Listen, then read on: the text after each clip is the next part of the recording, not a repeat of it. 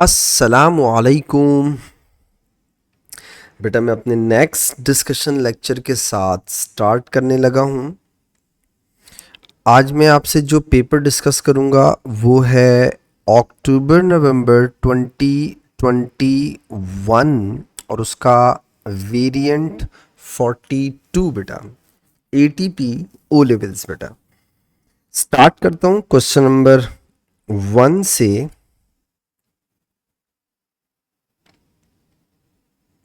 कहता है student uses the apparatus to separate mixture of 3 alkanes. ये जो apparatus आपको नजर आ रहा है इसे फ्रैक्शनल डिस्टिलेशन का apparatus कहते हैं बेटा, ठीक है। हमने ये क्लास में भी पढ़ा हुआ है। अच्छा, उसने कुछ चीज़ों में ए बी लिखा हुआ है, तो ए है आपका लीबिक कंडेंसर,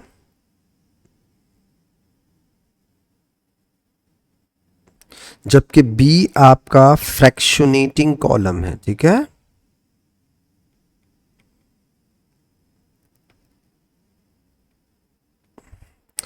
इसके अलावा आप चेक कीजिए वाटर इन आउट गलत दिया हुआ है, और आप चेक कीजिए बेटा आपकी कॉनिकल फ्लास्क सील्ड है, एयर टाइट है, यानी एपरेटस आपका पूरे का पूरा एयर टाइट है। तो ये दो चीज़ें इसमें गलत हैं।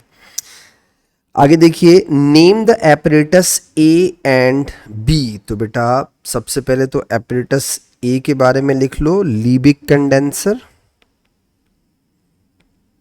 लीबिग कंडेंसर, और बी को क्या बोलेंगे बेटा, फ्रैक्शनेटिंग कॉलम। और अगर बी में सपोज करो थोड़ा फ्रैक्शनेटिंग कॉलम के अंदर की तरफ इशारा किया होता तो हम लोग उसको ग्लास बीड्स बोलते, ठीक है। फ्रैक्शनेटिंग कॉलम,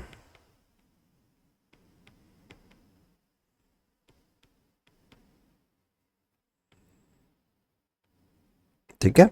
देखो यहाँ इशारा गौर से देखिए, ग्लास बीड तक नहीं लेके गया है। अगर आप गौर से देखें तो सिर्फ यहाँ पे लाके रोक दिया है, अंदर तक उसने साइन नहीं दिया हुआ। इसका मतलब है फ्रैक्शनेटिंग कॉलम की ही बात कर रहा है, नॉट ग्लास बीड। तो कंफ्यूज मत हो जाइएगा इससे। Identify two errors in the assembled apparatus shown in the diagram. दो एरर हमें नजर आए हैं। पहला तो आया है वाटर इन, ये जो लिखा हुआ है सही है, water in should be against gravity. बेटा सही है। इन आउट ऑपोजिट होने चाहिए, इन आउट ऑपोजिट होने चाहिए, गलत लिखा हुआ है।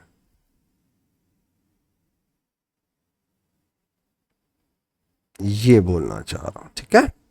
नंबर 2, जो आपकी कॉनिकल फ्लास्क है एयर टाइट है। Conical flask must not be air tight. Next देखिएगा बेटा, द एरर्स आर करेक्टेड। आपने एरर जो निकाले वो सही कर दिए उन्होंने, ठीक है। The mixture of alkanes is heated in the flask to start separation, ठीक है। तीन है, ठीक है, ऑक्टेन, नोनेन और decane. The boiling point of the alkanes are shown 126, 151, 174.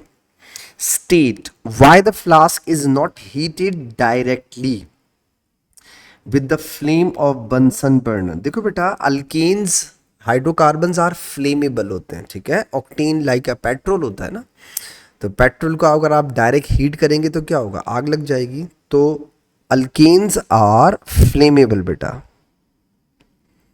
Alkanes are flammable, can catch fire. State why the flask is not heated with beaker of the boiling water। देखो बेटा boiling point fix होता है। आपके जो alkanes हैं उन सबके boiling point 100 से अबव है। वाटर कितने पे बॉईल होगा? 100 डिग्री सेंटीग्रेड पे। तो सेपरेशन कहाँ से होगी? जब तक टेम्परेचर ज़्यादा नहीं होगा। सबका बॉइलिंग पॉइंट 100 से ऊपर है ना, सही है, तो इसलिए वाटर नहीं यूज़ कर सकते, वाटर बात नहीं यूज़ कर सकते इनडायरेक्ट हीट के लिए, तो electrical heater is best option. तो आप कह सकते हैं इसके अंदर कि all alkenes have higher boiling point than water।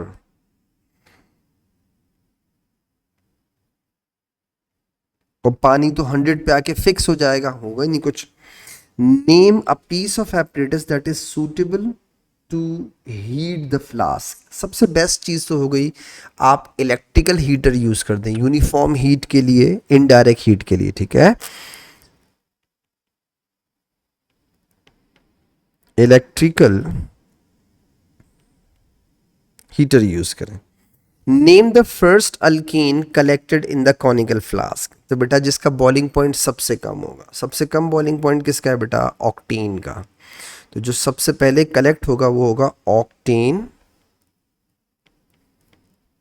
ठीक है। एक्सप्लेनेशन में क्या लिखोगे बेटा? It has lowest boiling point among all fractions. State the purpose of B. B क्या था? दोबारा देखें, बी क्या था? फ्रैक्शनेटिंग कॉलम था, ठीक है। तो पर्पस क्या है? फ्रैक्शनेटिंग कॉलम के अंदर क्या होते हैं? Glass beads. ग्लास बीड्स सिर्फ उन वेपर्स को ऊपर जाना अलाउ करते हैं बेटा जिनका बॉइलिंग पॉइंट आ गया हो, बाकियों को कंडेंस करके वापस भेजते हैं, सही है। तो बेसिकली फ्रैक्शनेटिंग कॉलम में फ्रैक्शन सेपरेट होते हैं, ठीक है।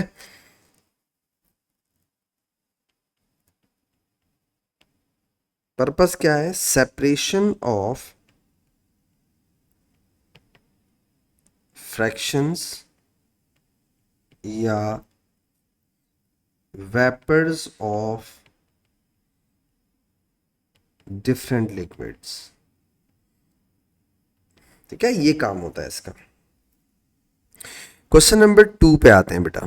कहता है I student investigates the reaction between zinc and dilute sulphuric acid, ठीक है। The equation for reaction is this. एक रिएक्शन हो रहा है, ठीक है, सल्फ्यूरिक एसिड और जिंक का, जिंक सल्फेट और हाइड्रोजन बना रहा है, ठीक है। The student observes bubbles of gas being produced, बिल्कुल बेटा हाइड्रोजन के होंगे, when zinc is added to dilute sulphuric acid, ठीक है। The student does a test to show that the gas is hydrogen. Give a test and observation to identify hydrogen gas. जी यकीन है आपको याद होगा बेटा, टेस्ट क्या होता है इसका? बर्निंग स्प्लिंट से। तो bring a burning splint near mouth of test tube having hydrogen, ठीक है। gas burns with pop sound।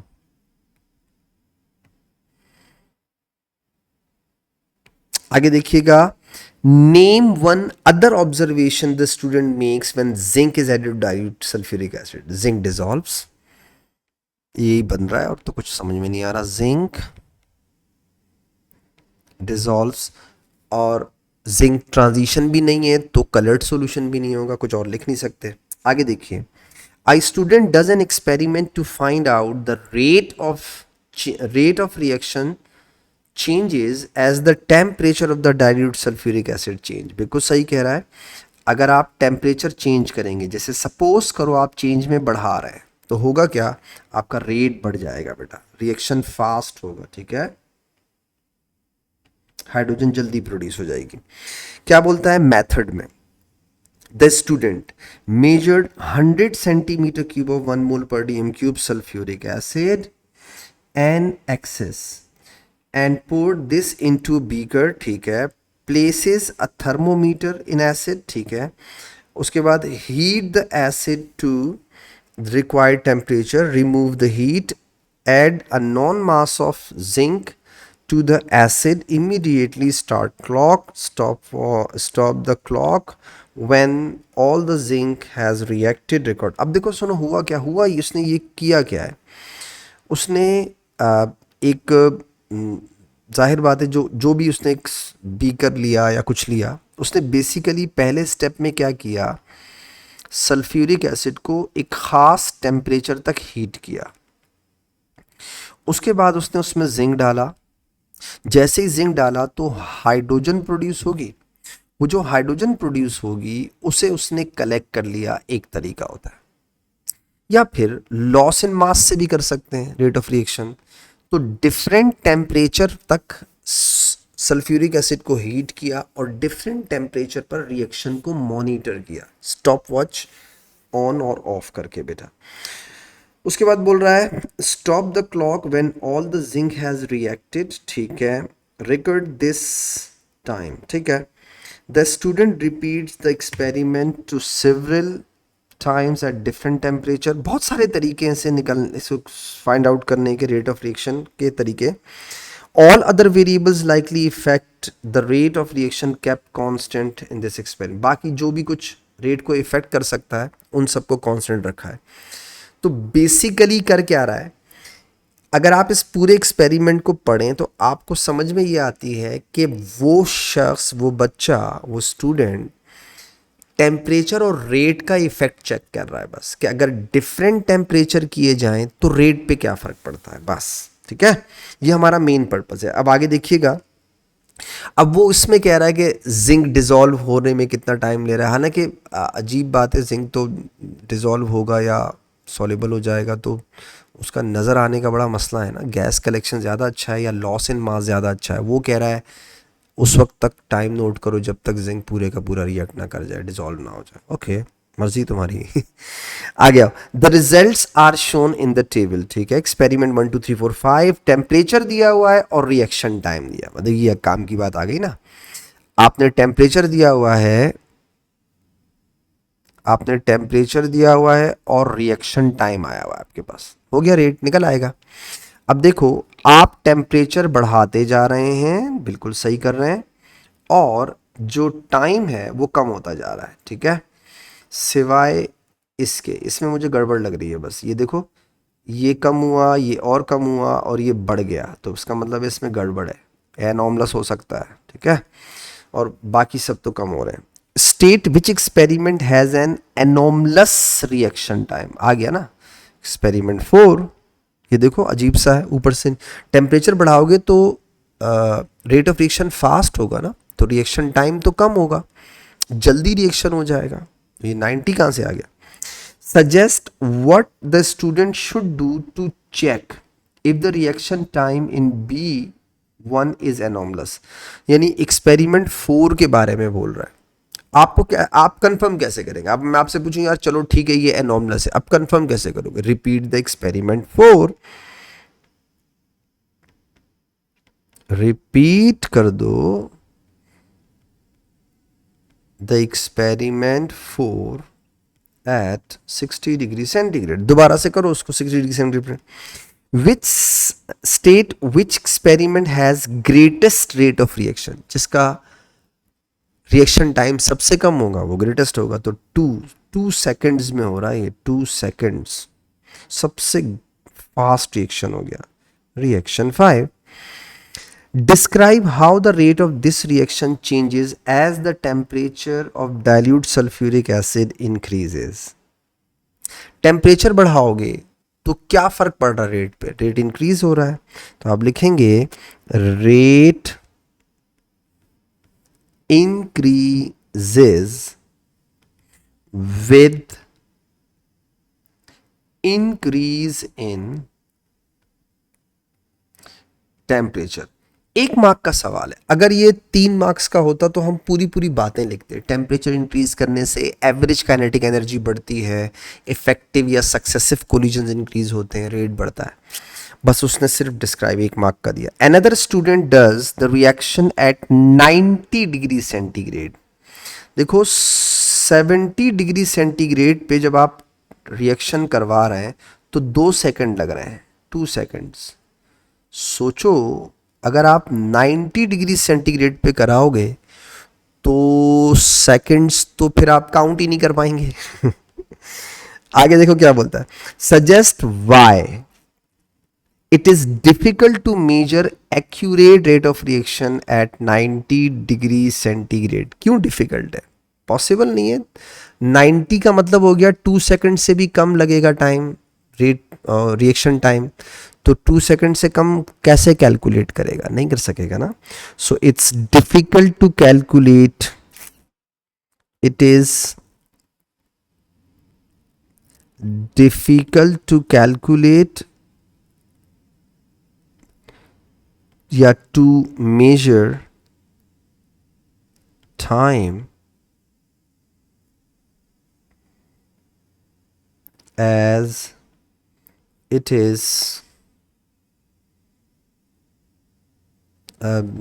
for example मतलब at it is too small। नहीं कर सकते ना, जैसे बहुत स्मॉल है, या ऐसा कुछ भी लिख दो। 2 सेकंड से कम, या लिख दो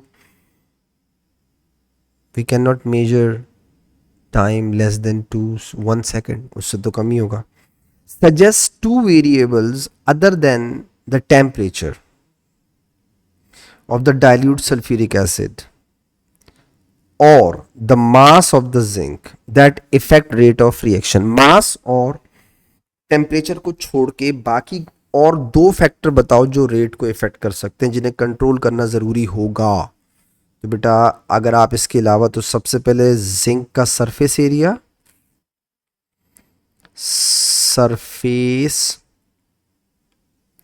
एरिया ऑफ जिंक लिख सकते हो बेटा, और concentration of dilute sulphuric acid, concentration of sulphuric acid, ये भी आपके रेट को इफेक्ट कर सकते हैं।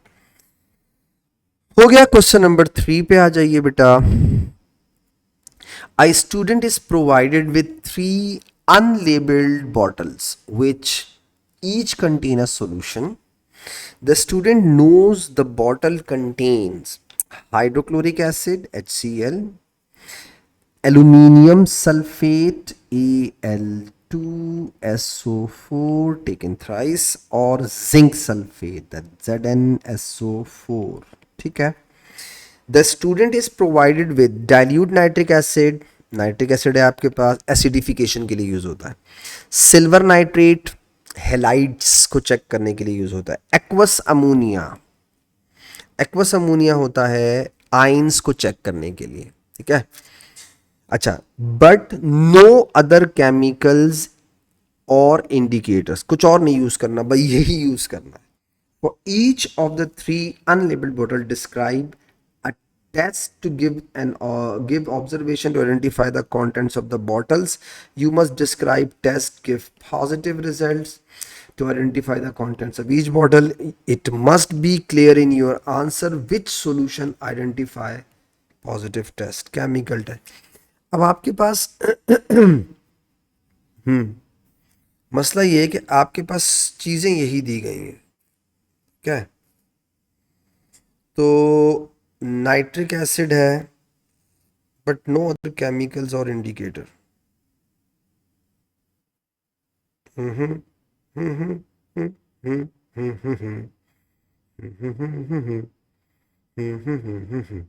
ठीक है, हम एक काम कर सकते हैं, जरा देखिएगा पहले HCl के लिए। अब इसके अलावा कुछ नहीं यूज कर सकते, ख्याल रखिएगा। अगर वो हमें बोलता लैब जाओ जो दिल चाहता है करो, तो फिर तो मसला ही नहीं था। अब वो कह रहा है नहीं आप लैब नहीं जाएं, आप इसके अलावा कुछ नहीं यूज कर सकते, बस जो है यही है। चलो सबसे पहले HCl के लिए तो बहुत आसान है।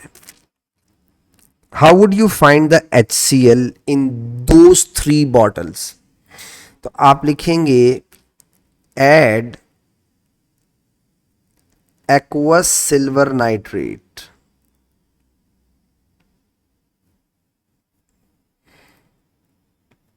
the solution will produce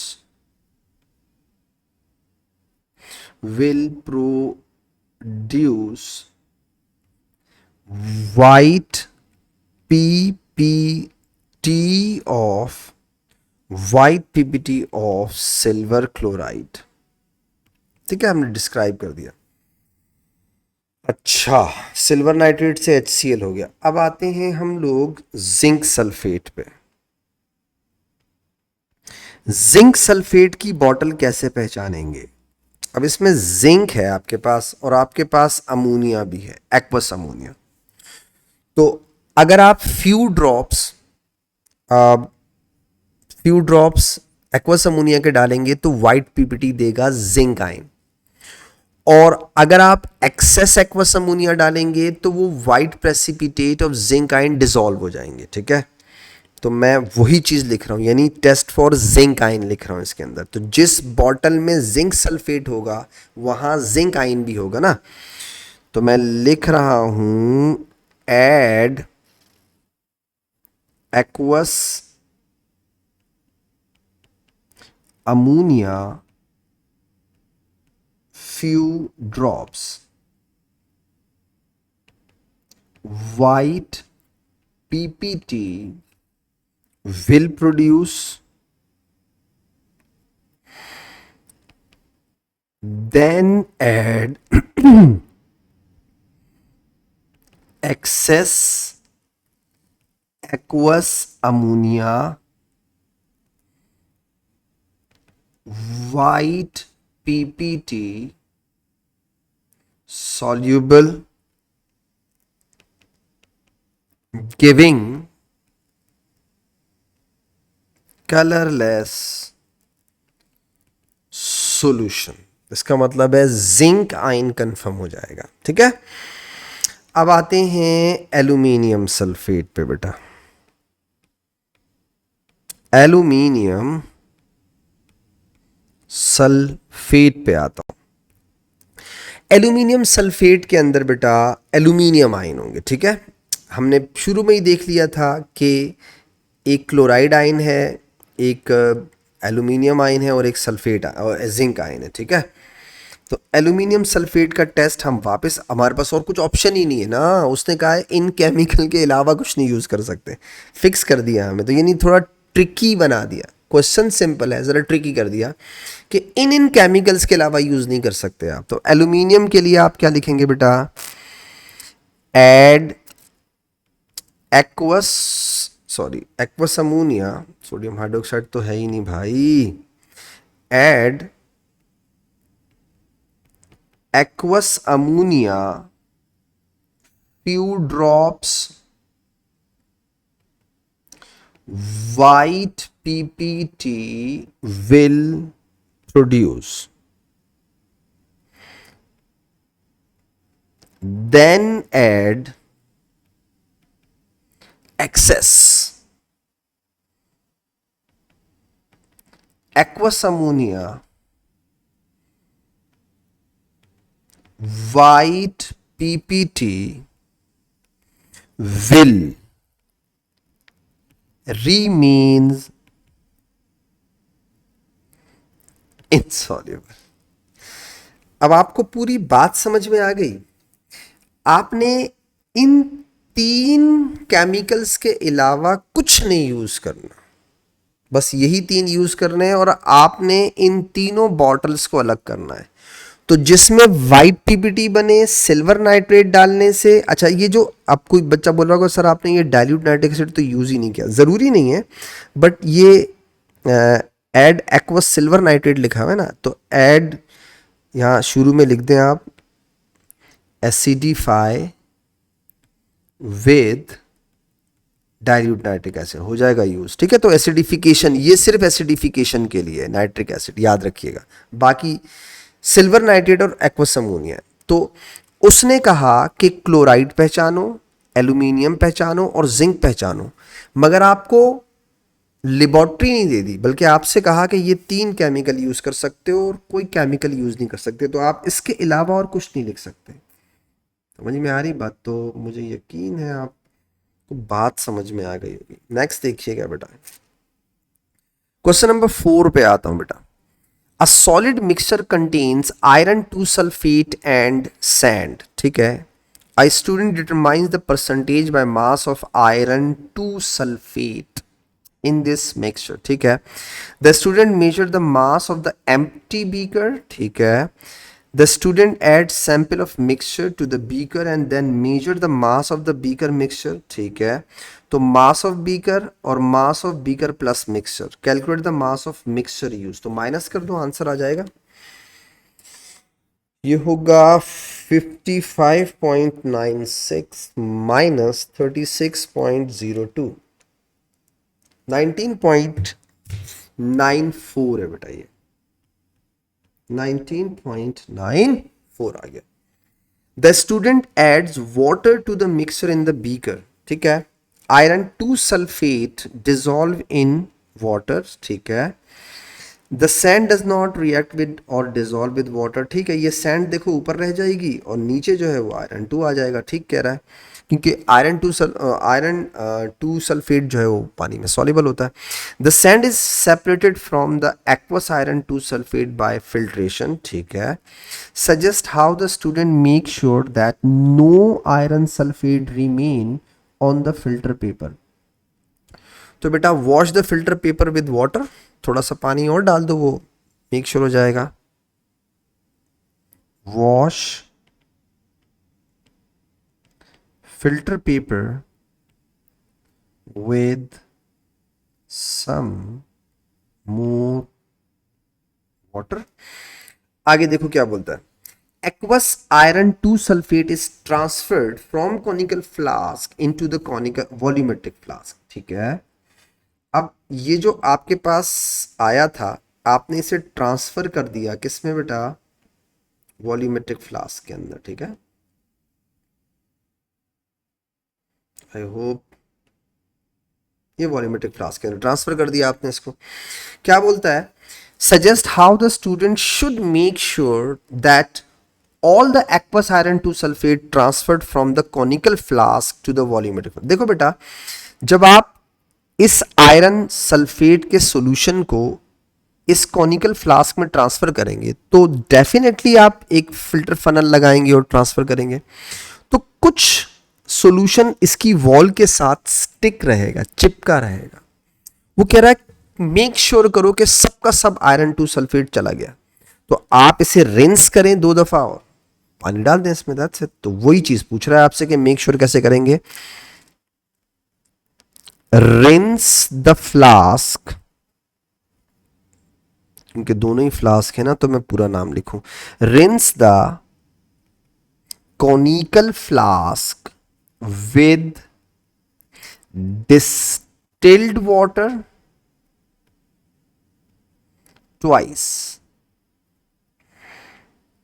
and transfer contents into volumetric flask.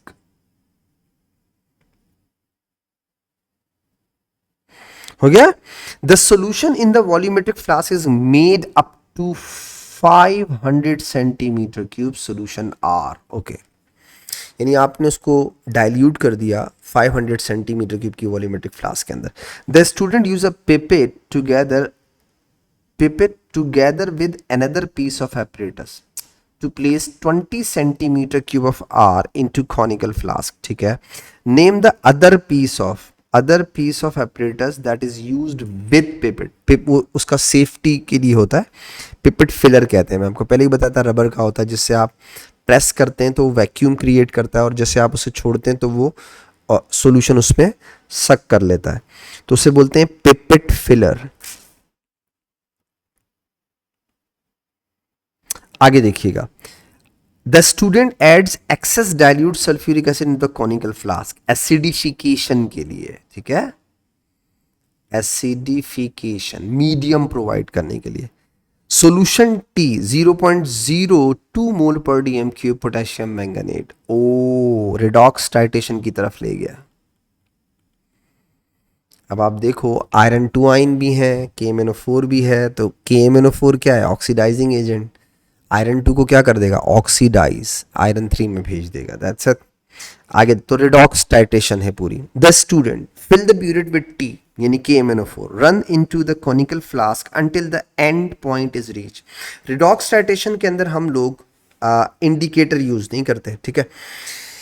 अब आप देखें आपका टी KMnO4 ब्यूरेट में है, कलर चेंज क्या लिखते हैं, फ्लास्क टू ब्यूरेट। तो ब्यूरेट में KMnO4 है, KMnO4 का कलर पर्पल या पिंक हो सकता है, ठीक है। तो अगर ब्यूरेट में पर्पल कलर है तो पहला कलर क्या हो जाएगा, फर्स्ट कलर फ्लास्क का यानी कलरलेस, और ऊपर क्या हो जाएगा, पर्पल। तो solution T react with iron 2 and conic iron 2 service reducing agent, ठीक है। स्टेट द कलर चेंज, तो पहला वाला लिखेंगे कलर लेस और दूसरा लिखेंगे पर्पल या पिंक भी लिख सकते हैं, ठीक है। तो कलर डिस्ट्रीब्यूटिंग, तो हमेशा कलर चेंज क्या लिखा करो, फ्लास्क टू ब्यूरेट। आगे देखो, the student does the 3 titration, titration आपको दी हुई है बेटा, दिग titration 1, titration 2, titration 3, initial final, initial final, initial final, ठीक है। पुट करनी है वैल्यूज, आप होप ऊपर से नीचे रीड करें और देखते जाएं। ये होगा 0.0 और ये होगा 26.8, ये होगा 12.1 2 3 4 है, 12.4 है बेटा, और ये है 38.4, ठीक है। ये हो गया अगेन 12.123, नहीं 12.3 है ये देखो कितना है 39.1। सारी वैल्यूज 1 डेसिमल प्लेस तक लिखनी है, सब्ट्रैक्ट करो आंसर आएगा 26.8 आ गया, ये हो गया 38.4 माइनस 12.4, ये आ गया 26.0, और the last one is 39.1 minus 12.3 बेटा, ये आ गया 26.8। बेस्ट टाइटेशन रीडिंग का मतलब 2 क्लोज रीडिंग, इसमें 2 क्लोज तो है ही नहीं, 2 सेम रीडिंग है सबसे बेस्ट हो गई। टिक लगाया, use the ticked value calculate the average volume, यही एवरेज आएगा ना भाई, 26.8 प्लस 26.8 डिवाइडेड बाय 2, तो 26.8 ही आएगा ना। तो टी का मतलब KMnO4 याद रखिएगा, ठीक है। तो KMnO4 का एवरेज वॉल्यूम कितना आ गया, 26.8। आगे देखिए, सॉल्यूशन टी यानी KMnO4 0.02 मोल पर डी की potassium manganate, calculate the number of moles of potassium manganate in the average volume.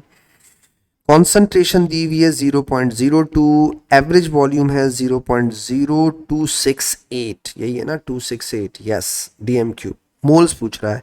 n किसके बराबर होता है, C इंटू वी के, तो 0.0268 मल्टीप्लाई बाय 0.02, ये आ गया मेरे पास 5.36 इंटू 10⁻⁻⁴, ये आ गया मेरे पास।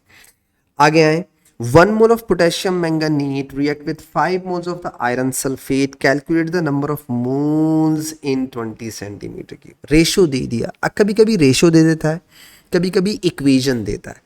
इक्वेशन भी क्यों देता है, रेशो के लिए। तो अब हमें इक्वेशन की ज़रूरत इसलिए नहीं है कि उसने रेशो दे दी, वो खुद कह रहा है कि अगर KMnO4 और आयरन सल्फेट का रेशो देखो तो 1:5 होता है, बोल्ड में लिखा हुआ है।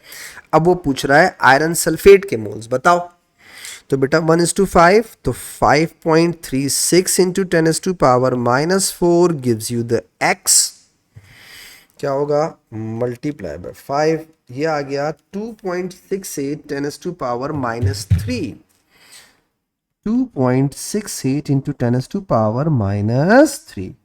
ऑटोमेटिकली आपने रेशो से मोल निकाले, ये मोल्स कितने सेंटीमीटर क्यूब में आ गए, 20 के अंदर। क्यों, आपने फ्लास्क में कितने सेंटीमीटर क्यूब पेपर आउट किया था, 20, तो रेशो से जो मोल्स आए वो कितने में आए, 20 में आए फ्लास्क में। Calculate the number of moles of iron sulphate in 500 centimetre की, वो जो शुरू में आपने सॉल्यूशन बनाया था ना 500 का, किधर गया पूरा, ये रहा, इसमें मोल्स पूछ रहा है।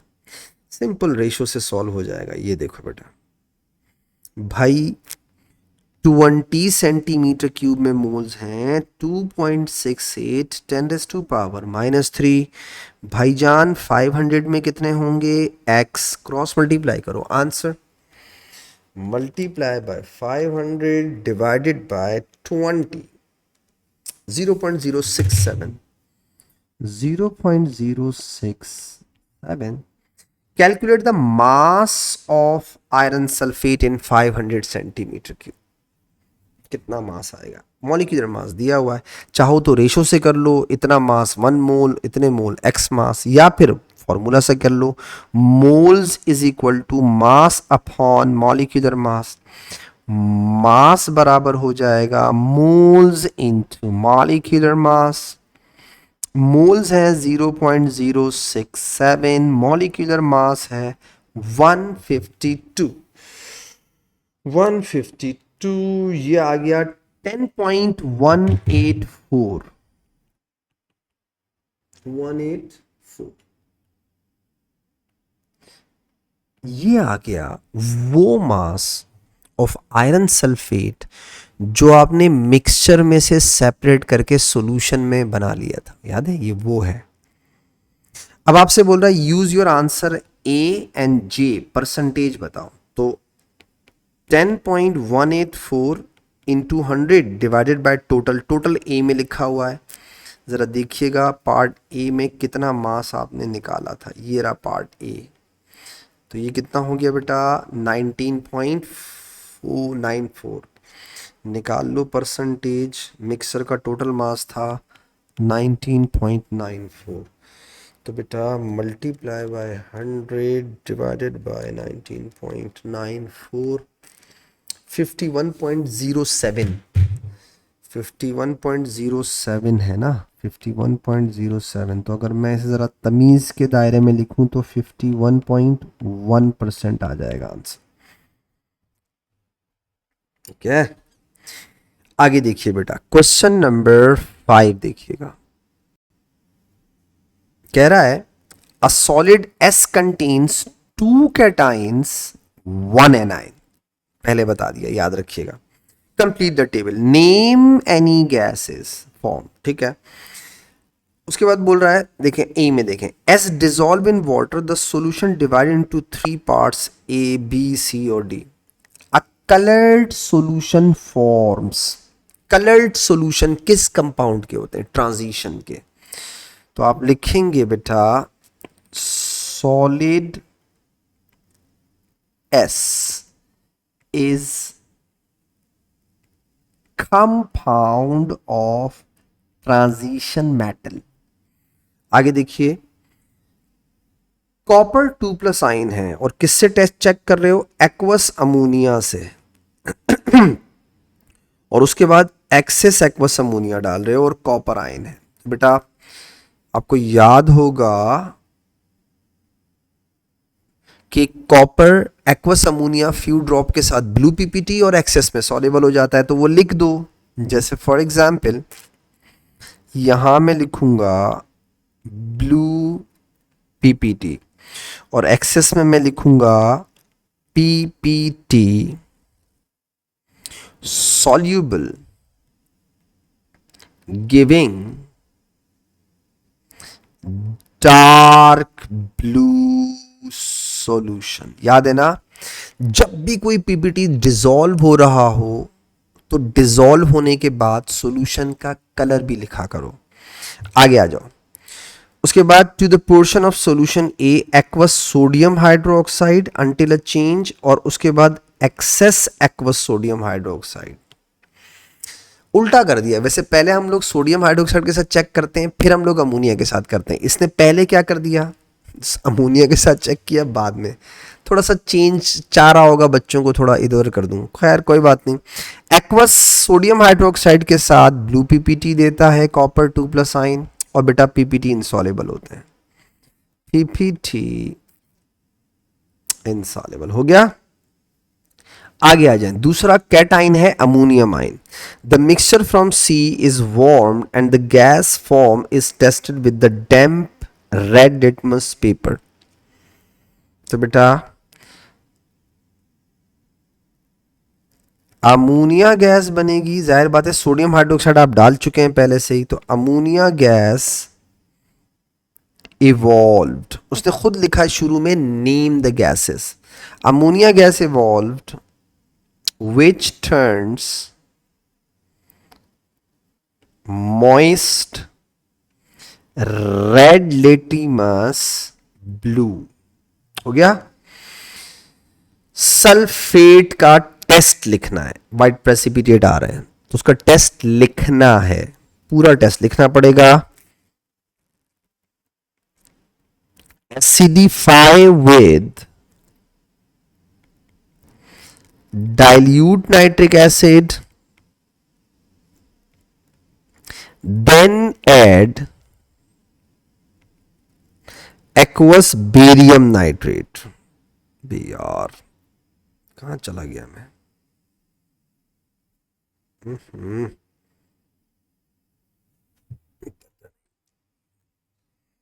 Then add aqueous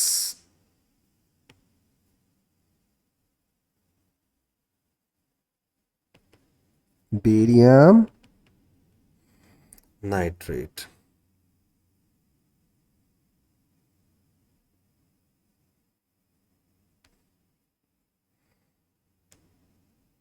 एक मिनट इसका अब सही है. ठीक है, तो ये हो गया हमारा क्या, सल्फेट का. तो दो कैटाइन हो गए कौन से बेटा, कॉपर आयन, अमोनियम आयन, और एक एनाइन हो गया कौन सा बेटा, सल्फेट हो गया. क्वेश्चन नंबर 6 देखिएगा बेटा. कहता है when aqueous sodium hydroxide is added to dilute sulfuric acid reaction occurs. Neutralization है. A student has two solutions.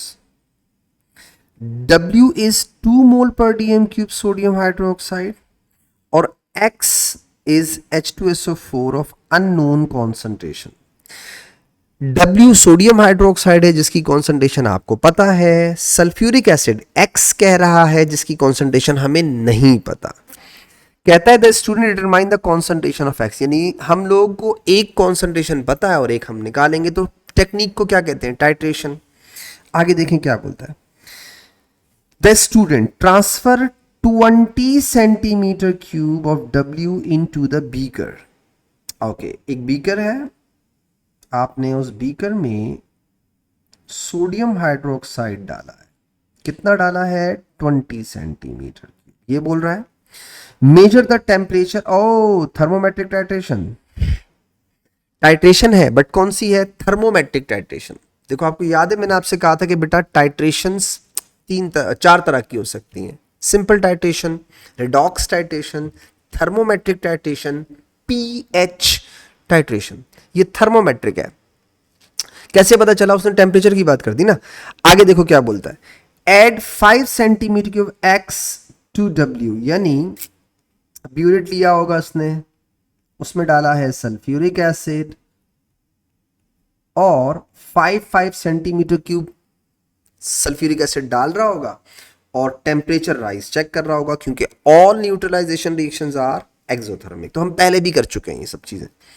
Stir the mixture, measure the highest temperature reached. ठीक है, calculate the increase in temperature, repeat the different volumes of X. अब देखो उसने ये दिया हुआ है नीचे, तो ये फिक्स है वॉल्यूम, ठीक है, फ्लास्क. अब आप वॉल्यूम ऐड करते जा रहे हैं और टेम्परेचर राइज करता जा रहा है. तो जहां टेम्परेचर राइज करता जाएगा वहां न्यूट्रलाइजेशन होती जा रही है. और जब टेम्परेचर राइज कर जाए, न्यूट्रलाइजेशन हो जाए, उसके बाद अगर सॉल्यूशन डालोगे तो क्या होगा, टेम्परेचर फॉल करेगा. क्यों, क्योंकि अब न्यूट्रलाइजेशन नहीं हो रही. ब्यूरेट में जो सॉल्यूशन है वो रूम टेम्परेचर पे है तो वो ठंडा है. तो अब आप ठंडा सॉल्यूशन डालोगे ब्यूरेट से फ्लास्क में तो टेम्परेचर राइज नहीं करेगा बल्कि फॉल करेगा. यही सब कुछ हो रहा है यहाँ पे. देखो, the student uses burette to measure the volume of W and X. ठीक है, आगे क्या बोलता है, state why student uses burette instead of measuring cylinder. Burette is more precise measurement apparatus. ठीक है, तो अच्छा किया ना उसने यूज किया. Burette is more precise measurement apparatus. State the evidence in the table that shows the reaction is exothermic, temperature rises. बेटा ये देखो यहां तक क्या हो रहा है, टेम्परेचर राइज, फिर न्यूट्रलाइजेशन हो गई है। Temperature rises. Plot the results on the table. Draw the one straight line through the first 3 point, second straight line through the other 3 points. Extend both straight line intersects. Graph आप मुझसे हमेशा अच्छा ही बनाते हैं, I believe. मेरा graph थोड़ा टेढ़ा मेढ़ा होता है, खैर लेट्स सी। पहले तो सबसे पहला काम क्या, पेंसिल शार्प किया करो और छोटा स्मॉल बॉक्स पहचानो कितने का है। आप 10 बॉक्सेस 5 के बराबर हैं, तो अगर 10 बॉक्सेस 5 के बराबर हैं तो एक छोटा, सॉरी 10 बॉक्सेस 5 के बराबर है तो एक छोटा बॉक्स हो गया 0.5, यानी एक्स एक्सिस पे क्या है, छोटा बॉक्स 0.5। यहाँ आ जाओ, 2 है 4 है, अच्छा टेम्परेचर इंक्रीज है, ठीक है, यानी ये कितना कितना टेम्परेचर इंक्रीज हुआ वो खुद डिफरेंस खुद ही बता रहा है। वरना तो राइज इन टेम्परेचर निकालो फिर डिफरेंस निकालो, हमारा चक्कर ही नहीं, उसने खुद ही ये डिफरेंस ही बता रहा है, ठीक है, डिफरेंस निकाला हुआ है। 20 छोटे बॉक्सेस 2 के बराबर है, तो अगर 20 बॉक्सेस 2 के बराबर हों, 20 बॉक्सेस इज इक्वल टू 2, तो एक बॉक्स कितने के बराबर हो गया, 0.1।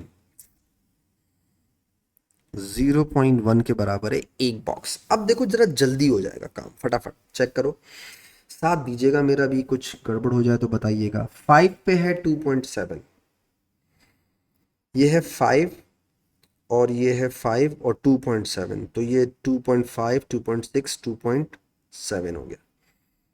आगे देखिए, जल्दी जल्दी देखें फटाफट। उसके बाद है 10 पे 5.4, आ जाओ 10 पे है 5.4, तो ये 5 हो गया, 5.1 5.2 5.3 5.4, ये हो गया। ठीक है बेटा, समझ में आ रही है बाद में क्या कह रहा हूँ। आगे देखिएगा, उसके बाद क्या है, 15 पे है 8, ये तो बिल्कुल सीधा सीधा है ना, 15 पे होगा 8। आगे आओ, उसके बाद है 20 पे 9.1, आसान ग्राफ है, 20 पे 9.1, तो बेटा ये 8 है तो ये 9 होगा, 9.1 ये रहा बेटा। आगे चलो, उसके बाद है, उसके बाद है 25 पे है 7.8, 25 पे 7.8, तो बेटा 25 है और 7.8, तो ये 6 है तो ये 7 7, ये 7 हो गया, और 7.8 7.5 7.6 7.7 7.8 ये हो गया बेटा। आखिरी लास्ट वन, 30 पे है 6.5, 30 है 6.5, ये 6 है, ये 6.5 बोल रहा है ना, तो ये होगा 6 हो गया। अब उसने बोला है 3 और 3 लाइनों को मिलाओ आपस में, तो बेटा मेरा साथ दीजिएगा, देखिएगा, ये मैं इन 3 को पहले मिला लूं,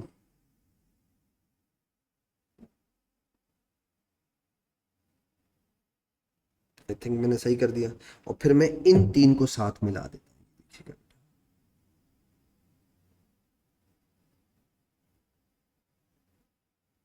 ना, मुझे लग रहा है मैंने सही बनाया, तकरीबन ऐसा ही बनेगा। आप प्लीज़ देख लीजिएगा अपने ग्राफ को, खुद से ट्राई करेंगे तो इंशाल्लाह हो जाएगा।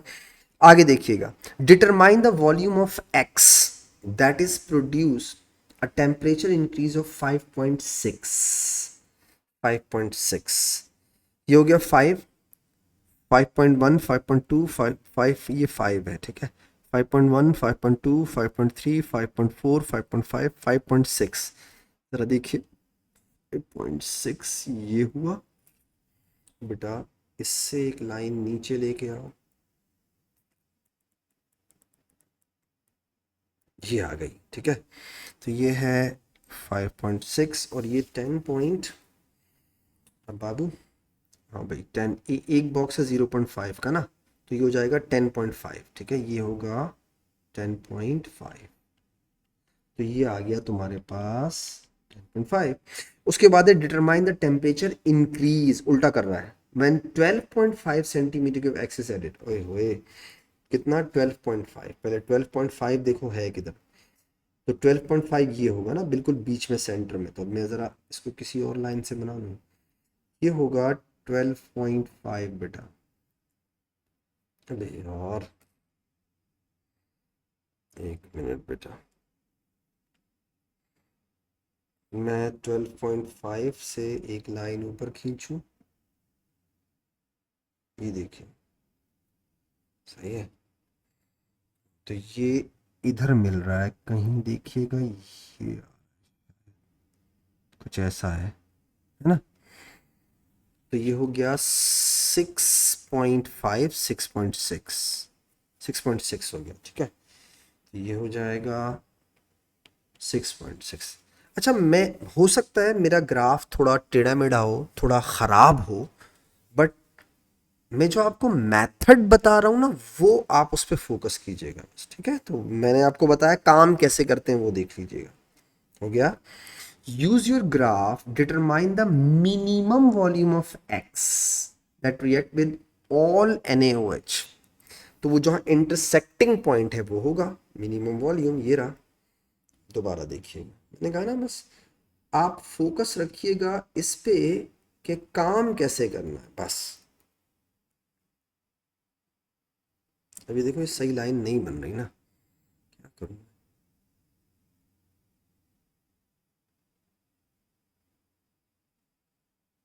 शायद मैंने सही बना दी मेरे ख्याल से ना। ओके, तो ये कितना आ रहा है, तकरीबन 0.5 है ना, तो ये हो जाएगा 16 और ये हो जाएगा 1 to 17 और 1 to 18 आ रहा है, 18, ठीक है, ये तकरीबन 18 आ रहा है। तो जो न्यूट्रलाइजेशन पॉइंट है वॉल्यूम है वो आ रहा है 18 सेंटीमीटर क्यूब बेटा, ठीक है। ये आ गया आपका एक्स क्या चीज़ है, सल्फ्यूरिक एसिड, ठीक है, याद रखिएगा। और डब्ल्यू क्या है, सोडियम हाइड्रोक्साइड। नाउ डब्ल्यू की जो कॉन्सेंट्रेशन है वो दी हुई थी और हमें एक्स की यानी सल्फ्यूरिक एसिड की निकालनी है। The equation show the reaction, वो मोल रेशो के लिए था। Use your answer E1 and the equation calculate the concentration. देखो बेटा, सबसे पहले तो मैं सोडियम हाइड्रोक्साइड को दिखा दूं। देखो सोडियम हाइड्रोक्साइड का कितना वॉल्यूम आपने टाइट्रेट किया था, 20, जो थर्मोमेट्रिक में था 20 वॉल्यूम था, 20 का मतलब 0.02। कॉन्सेंट्रेशन ऑफ सोडियम हाइड्रोक्साइड कितनी दी हुई है, 2, तो बेटा मोल्स निकाल लो मल्टीप्लाई करके, 0.04 आ जाएंगे सोडियम हाइड्रोक्साइड के मोल्स। आ गए, आ जाओ, what is the ratio here, 2:1, 2 moles of sodium hydroxide 1 mole of sulphuric acid के साथ रिएक्ट करते हैं। तो ये 2 और ये 1, तो बेटा मोल्स निकाल लो, 0.04 gives you x, cross multiply करोगे तो मोल्स आ जाएंगे 0.02 सल्फ्यूरिक एसिड के। आ गए, he is asking for the concentration of x यानी सल्फ्यूरिक एसिड। मोल्स रेशो से आए, वॉल्यूम ग्राफ से आया, कॉन्सेंट्रेशन निकाल लो, 0.02 मोल्स है, वॉल्यूम कितना था 18 सेंटीमीटर क्यूब, हमें किस में चाहिए, DM क्यूब में, 0.018 बेटा आ जाएगी कॉन्सेंट्रेशन, 0.02 डिवाइडेड बाय 0.018, 1.11 आंसर आ रहा है, 1.11 मोल पर DM क्यूब। आई होप बेटा मेरी डिस्कशन से आपको फायदा हुआ होगा। इंशाल्लाह नेक्स्ट डिस्कशन लेक्चर में आपसे फिर मुलाकात करूंगा बेटा, दुआओं की खास दरख्वास्त है। थैंक यू सो मच, अल्लाह हाफिज़।